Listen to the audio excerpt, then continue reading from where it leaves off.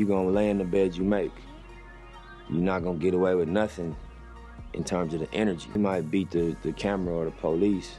They might not catch you for what you're doing, but the energy is always gonna return to you. So when you just living in this cycle of being negative all day and just putting out negativity and that's the only energy you putting out, it's gonna return to you in different form than you put it out in. So I would just say, master your energy. Do your best to master your energy and what you put out, and unless that's what you want, because you entitled to whatever you want to create, whatever experience you want to create for yourself. But if you're tired of that shit, adjust the energy. You know what I mean? As best you can. Adjust what you wake up thinking and what you say. And then lastly, what you do. And that's not an easy thing to do because it's such a pressure in these areas to just go by the way things are.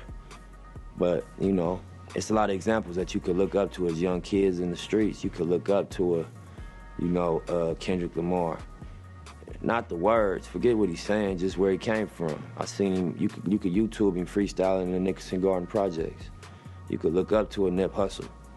You could look up to a YG, to a Top Dog, to any one of these guys that came from this hopelessness and wiggled their way through it.